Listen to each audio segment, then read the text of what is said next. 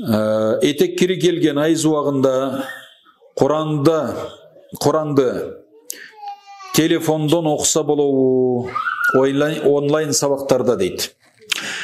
Құранды устаздан үйрөнүп жатканда, негизи Құран маселесine келгенде, bu дагы биздин Ханафи мазхабы боюнча этек кир келип аткан кезде Құран кармап окуган болбойт.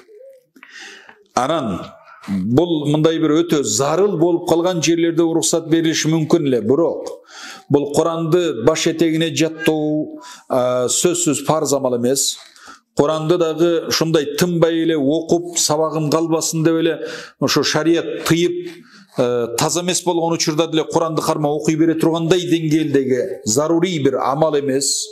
Ошон үчүн таза болгон учуруңузда Құран окуп, таза болбогон учуруңузда ушундай мен тазаланга чейин кое турайын деп кое турсаңыз, соопко да ээ болосуз, жакшы да болот, Құрандын урматы сакталат. Анан Кудайым берекесин берсе, канчалык такыбалык кылсаңыз жакшы болот. Биздин Ханафи мазхабы боюнча этек кири келген айыз учурунда Құран кармаган болбойт, окуса да болбойт.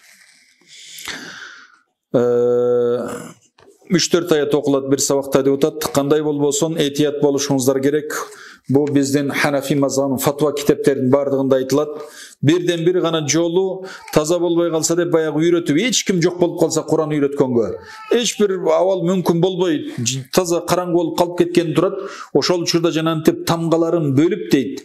Bir ayattın, misалы kээ бирөөлөр калима кылып, аятты толук окубай, же тамгалап окуп, бөлүп, алхамду дебестен, misалы алиф деп, лам, ха, мим, дал десе, ушунда алхамду деп, ушундай кылып окуса мүмкүн дешкендер болгон.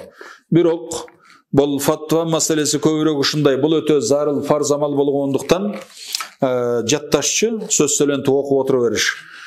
Сиз этият болгонуңуз жакшы, устаздар деле муну билет, Куран үйрөткөндөр деле муну билет, этият болуп, сооп болсун десеңиз, арамдан сактанайын десеңиз, андай кылбаган аракет